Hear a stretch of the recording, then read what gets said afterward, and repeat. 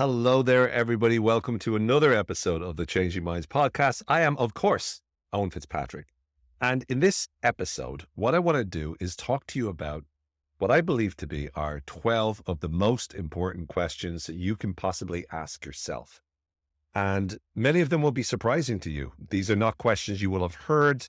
My guess is a lot of times in your life, but they are profoundly useful. These are questions I've used myself that have made a very positive difference to the way in which I've been living my life. So I want to share them with you today, and I'm hopeful that they will have the same great benefits to you that they've had for me. Now, the first question to ask yourself is, well, what's the point in asking good questions? Well, so many of the techniques that I share with people, so many of the strategies or worksheets or suggestions that I have for people come down to the questions that they need to start asking. When you ask different questions, you get different answers. And if you think back to one of the episodes that we've talked about before, one of the episodes we covered a notion that I came up with called brain prompting. And this is how to use your brain the same kind of way that we use ChatGPT, by prompting it.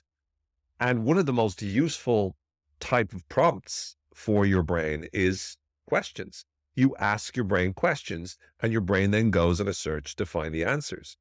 So if you think about it like this, our attention is one of the most important commodities that we have. And so often what happens is that our attention is hijacked by the world around us. That our attention is hijacked by what we see on social media. It's hacked by what we see on the media or on the news. It's hacked by celebrity culture. It's hacked by what our friends are constantly talking about. And so our attention is constantly being influenced by what's going on in the world around us. And while that helps us to navigate our way through some of the challenging situations we find ourselves in, more often than not, we are not in control over where our attention goes. And one of the primary ways to be able to take back control over our attention is through the power of questions, because you see, questions automatically streamline our focus. If you want to be able to focus in on something or give your attention to something specific, the best way you could do it is by asking a question that gets your mind focusing on whatever that topic is. As soon as you ask the question, your brain will start to look for the answer. And as it looks for the answer, it won't be thinking about everything else that's going on at that moment in time. So even if you think about what gets you to check social media, your brain is more likely saying something along the lines of, I wonder what's going on my Instagram, or I wonder what's going on TikTok. I wonder what's going on LinkedIn. Your brain is already getting you to do that. And even when you're, let's say, browsing videos on YouTube like this one, you might hear me say something and I say a certain term and then you go, oh, I wonder what that is. And immediately you're now Google searching that particular term. So questions navigate your attention and navigate how you deal with the world and where you go in the world and how you experience the world. And so it's crucial that we recognize the power of questions, and then we learn what are some of the questions that we can ask that perhaps you might never have asked, or certainly you ask very rarely. And that's what I want to share with you today. And so let's start with number one. The first question I want you to start asking yourself is, what drains your energy? Now, you might think to yourself, well, that's a great positive start to the episode, Owen, thanks very much. But what drains your energy is a great question, because it gets you immediately thinking about what are the things that you do, what are the ways you occupy your time that take away from your levels of energy, that don't make you feel very good. And when you ask the question, what drains your energy, invariably what that does for you is it provides you with an understanding of all of the actions that you take consistently that you need to start to eliminate from your life. So much of our lifestyle is spent doing things that drain us, doing things that make us feel bad, where those things could be delegated to someone else. They could be organized so that they're all done in one go and we don't have to do them as often, or they could be completely deleted from the things that we have to do on a daily basis. These are all possible ways that we could change. But that question, what drains your energy, is a great question, because it immediately gets you to figure out what are the things that you do regularly that drain your energy so that you can stop doing it. And when you do it, promise you, when you answer that question, and I've heard this question a number of times. I've been on a couple of courses where I've heard this question, not to mention read it in a few books. But the question, when you stop and spend some time doing it, it really helps you understand what are the kinds of things you no longer want to do. And when you stop doing them, that's what gives you a great sense of joy and freedom in your life. The second question to ask is, what mistake do you make over and over and over again? Now, this is a really great, I suppose, question to ask, because when you ask yourself, what mistake do you make over and over and over and over again? What you're trying to do is identify what are the things that you need to stop yourself from doing? What are the habits you need to get out of? What are the continuous mistakes that you seem to keep doing on a consistent basis that really aren't advantageous for you in any way? And when you start to look at ways of doing this, when you start to make it so that you're identifying these mistakes, it means that you're now correcting a lot of the things that are getting you in trouble, a lot of things that are leading you to erroneous decisions or maladaptive behavior. So what one mistake do you make over and over again means that you're really targeting in on one specific mistake that causes problems or trouble for you. And when you're trying to go, what are the mistakes I make? Well, you might get a million different examples, but when you focus on one mistake, that's a mistake now you're in a position to work on. That's a position that you're able to make a change to, because once again, you're streamlining your focus on that one mistake. The third question is, what are two skills that would change your life significantly for the better? So what are two skills that you could learn that if you learned them, they would change your life significantly for the better? And this is a great question, because when you ask the question, what are two skills that could change your life for the better?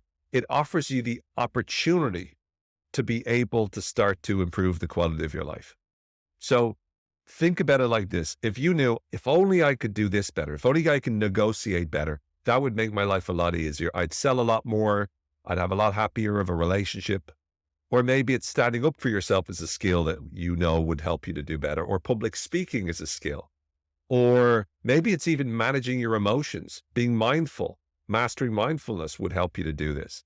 Whatever the skill is, what are two skills that you could learn that if you were to learn them, they would make a significant impact and a positive difference to your life? And so these things, what drains your energy, what mistakes are you currently making, or what one mistake are you currently making on a regular basis? And then what two skills would really help you change your life significantly for the better? Are three questions that are excellent, because they're all about you making changes in your life. They're about you figuring out, right, what mistake do I need to stop making? What two skills do I need to learn? What do I need to give up doing that drain my energy? By doing so, it allows you to start to open up the possibilities of where you want to go. And there's one more question in this section, which is, what gives you energy, or what experiences do you want more of? And this means replacing the stuff that drains your energy with the stuff that gives you energy, or experiences that you love. You spend some time thinking through, what are all the things you want to do more regularly? Because at the end of the day, we're only on this planet for a certain amount of time. And so when we're on this planet, the more we can maximize the kind of things that we love to do and minimize the kind of stuff we don't. The kind of stuff that we maximize should be the stuff that gives us energy, the experiences we love, we savor. And the kinds of stuff that we need to stop doing are the things that drain us of energy that we don't look forward to. It's not always possible. Some of the things that you don't like, you still have to do, because life is life.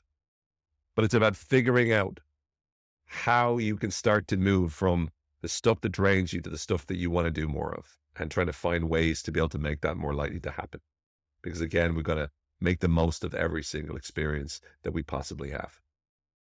Now, as we move forward, another great question to ask is, if you succeed, or when you succeed rather, because you want to assume you're going to succeed, whenever you're trying to achieve a particular goal, for instance, what new problem will there be? And Mark Manson, in his great books, The Subtle Art of Not Giving a Fuck and Everything is Fucked, in his books, one of the things that Mark Manson does is he explores the notion of, he calls it a shit sandwich. And I'm not sure if he coined that from somebody else or if he was quoting someone else, but it's, what kind of shit sandwich do you want? In other words, accept that with every choice you make and every goal you pursue, and with every accomplishment you get, it's going to put you in a situation where you just got another problem. And in many ways, the way I like to think of this as well is Rilke's great quote, which is, the purpose of life is to be defeated by greater things. And this is something I talk about quite a lot, and I love that quote so much. But it's the notion that whatever you do, you're always going to have problems in life. We're going to go to our graves with problems in our life. We're going to move on to the next world with problems in our life. And so the only question is, what's the quality of the problem? Or how good is the shit sandwich, as Manson would say. So you're looking really at what are the kinds of problems you want to have in your life. And upgrading your problems means recognizing that when you succeed, you'll have new problems. So every single time you set a goal, the goal is not to solve all of your problems. The goal might be to solve all your problems now, but it will lead to more problems. And you have to be prepared for that. Your problem is you don't have a raise. So you go for that raise, you get the raise, but now all of a sudden the problem is there's more expectations because you got the promotion. Or you are single and you want to be in a relationship. So you solve the problem of being single and you get into a relationship. Now you got to maintain that relationship. That's a new problem. You maintain the relationship, but now you want to get married. That's a problem. Then you solve that by getting engaged and getting married. Now that opens up, how do you live in a married life with someone? And then you want a kid, which is a problem. Then you solve that problem by having a kid. And then as you have that child, it brings up in a whole host of problems of how to make sure that you parent effectively. So every single great thing that you get in your life then leads to more problems. And that's not to say that it's a bad thing. It's great. Having problems is part of what keeps us alive because we have something to solve. But I'm saying that when we think about achieving results, we need to also be cognizant that it will bring more problems. And these problems are probably better problems we actually want to solve more. But we need to be recognizing it so that when we reach our goals, that we don't feel disappointed because, oh, it's not as easy as I thought it would be. Well, then you didn't think very much about it. Because invariably, when you achieve something, when you push yourself to succeed at a certain level, it forces you to step up. And it means you're now in a position where you're going to have to deal with a lot more than you had to deal with beforehand. That makes sense. So some great questions there. Another great question that can help you in terms of grow and develop is the question, how much better are you than you were before? And this is particularly helpful if you find yourself comparing yourself to other people. If you find that you're comparing yourself to other people who are better than you at something or making more money than you and whatever, it's very easy for us to feel insecure or imposter syndrome or feeling bad about ourselves or low self-esteem. It's vital to turn that around by asking yourself the question, how much better are you at something than you were before? By looking back and reflecting on how much progress you've made. Not only does this make you feel more motivated and stimulate the release of dopamine and whatnot in the brain, but this also is a question that gets you to start to feel more confident about yourself, feel more confident about what you've actually achieved and what's possible for you moving forward. So how much better are you than you were before is comparing yourself, but comparing yourself to past you, as opposed to comparing yourself to all these other people that seem to be nailing it. And this is particularly important in the social media world that we live in, where it's very easy for us to be victims of the snapshot effect, which is what I call when we see someone else and they look like they're living the life, #blessed, but actually all we see is a photograph. And behind that photograph could tell a very, very different story. And it's crucial that we're aware of that so that that doesn't negatively impact us in a way that builds us off course and makes us feel resentful for our own lives because we're not living up to these impossible standards that we're imagining. So another great question whenever you're learning is to be able to figure out, instead of comparing yourself to someone who's doing great, is to ask yourself, who's good at this? And what did they do at your level to improve? Now that part at your level is an important part of that question. So often we might look at someone who's successful and listen to them talk. And a lot of times they will give us advice, but the advice they give is advice that only works for them at this moment, given how successful they are. So they're able to give us great advice for what it's like to be a billionaire, but they don't remember what it was like to not even be a millionaire. Therefore, what you want to do is figure out who is good at this, whatever it is that you want to be good at, and what did they do at your level? Whenever they were at your level, that might mean reading biographies. It might mean listening to older interviews with them. It might mean reading studies of what they did at that level, or case studies even from a business perspective. of what they did, but it's looking at what were the actual things they did when they were at the same level as you that allowed them to be successful. And again, context matters. It doesn't guarantee that once you learn that, you'll be able to do the exact same thing. But what it does do is it gives you more likelihood of being able to succeed than if you listen to what they're saying to you today. It's very easy for someone who's super rich to talk about, it's really important to just do A, B, and C. Maybe they did A, B, and C from the beginning. Maybe not. Maybe they did something else and now they're doing A, B, and C because they can, because it's shifted in terms of their mindset. So we need to ask ourselves, who's good at this and what do they do when they were at our level to improve? And that's definitely going to help. Another question on this to grow and get better is, how can you make this better next time? So whenever you've done anything, always finish with the question, how can I make this better next time? And that doesn't mean that you don't savor good times or feel proud of yourself for doing something well. But it means that once you enjoy that, you also add that question, what can I do to make this even better next time?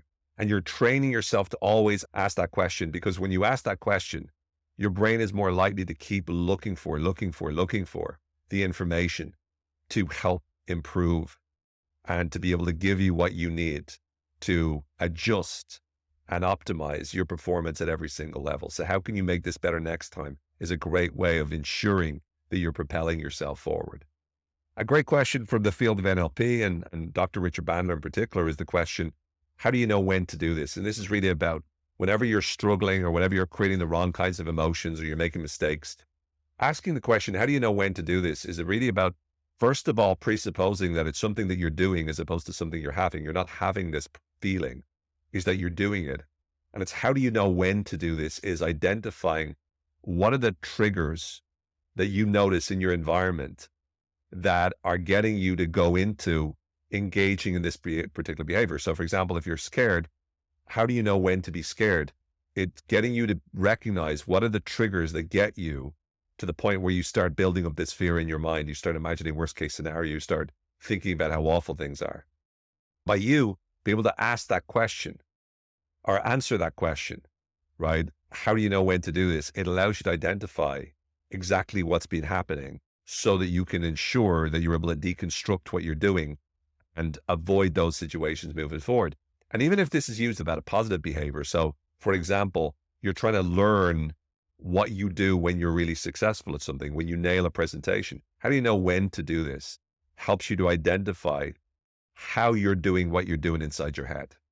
And so often we tell people just do X, Y, and Z, but we don't tell them how to do it. We don't tell them the kind of thoughts, the way in which we need to think. And NLP, neuro-linguistic programming, is a wonderful resource for that because it dives into the way we think, the images we make, the way we talk to ourselves, and the feelings we create as a result of that. So great question there from the field of NLP.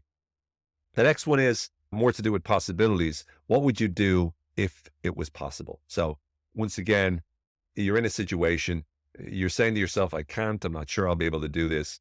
Ask yourself the question, what would you do if it was possible? So what would you do if it was possible to achieve what it is that you want to achieve? I know right now it feels like you can't, but what would you do if? It trains your mind to start to imagine the what if. And you're triggering your brain to use the ultimate innovation mindset. What if this was possible? And invariably, if you look at some of the most successful people out there, the greatest innovators, they all ask these questions. What if we could do it? What if it was possible? So what would you do if it was possible? Gets you to think in that way, which opens up the scope of what's possible to you. And as a result of that, it transforms the way you experience that particular challenge.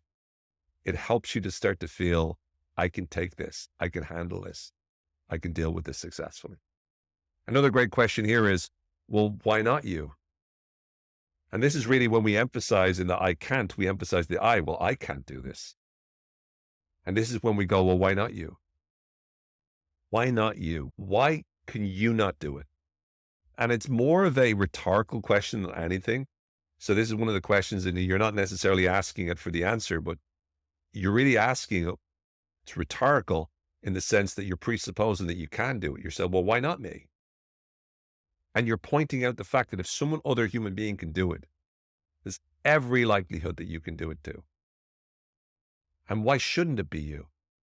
It's not just about can you, but it's also should you. Why shouldn't it be you? Why shouldn't it be you to take charge and to decide once and for all, I'm going to do this? Sometimes we need to bet on ourselves. We need to empower ourselves. And that question, why not me, is a great question. And then the final question is, well, why can't it be done? And that's more a case of not just about I can't do it, but it can't be done. Well, why can't it be done? Again, another rhetorical question. And by asking this question, you're training yourself to go, maybe, just maybe, this is going to be possible for me to turn around. Maybe, just maybe, this is something that I can achieve. This is something that I can accomplish. When we start thinking like this, when we start asking these questions, it empowers us. It gives us emotional states and the resources and the feeling that we can do so much more than we might have thought about before that. These questions transform your state. These questions help you to think in a new direction. These questions help you to see things differently. These questions facilitate your ability to be able to create the kind of experiences that you want and accomplish the kind of goals that you want. So let's just really quickly, in no particular order, remind you of the question. So what drains your energy? What do you need to stop doing that takes a lot of your energy? What experiences do you want in life? What gives you energy is the second question, right? That you can ask yourself, which again helps you to organize your life more effectively. What one mistake do you make over and over again? What is one thing that you can immediately improve and get better at? And then what two skills that if you learned them, they would make a significant difference positively to your life? What two skills do you need to learn that will make a significant difference to your life? If you succeed at achieving the goal that you're setting for yourself, what new problem will there be? Remember, life is a series of problems. It's just you want to improve the quality of the problems is what you're looking for. So that's question number 5. The next one is, how much better are you than you were before? So how much better are you at whatever it is that you're comparing yourself to someone else on, or you're wondering how good you are? How much better are you? You're accepting you're better and you're noticing all the improvements you made than you were before. Who is good at whatever it is you want to be good at or better at? And what do they do at your level to improve? Once again, you're trying to understand not what they're doing now, but what they did at your level to improve. For example, who's really great at getting social media attention? Who's really great at creating viral videos? And what do they do at your level to improve? So instead of looking at what they're doing now, look back at what they did beforehand and try to understand how they started to get a lot more views on their reels or their videos or whatnot. How can you make this better next time or do this better next time? So whatever it is that you've just done, ask yourself, what can I do the next time to make this even better? So you're consistently and continuously improving. How do you know when to do this? Great for challenging the kind of inner way of communicating you have to yourself when you create the negative kind of emotions. What are the triggers that get you to do that? And what is it that you do inside your head as well so that you can stop doing that? Asking the question, what would you do if this was possible? Opens up the frame of something being possible, as does why not you? Why can't it be done? Those two wonderful questions. Why not you? Why can't it be done? Which are the call to mental arms, where you're deciding once and for all, watch me.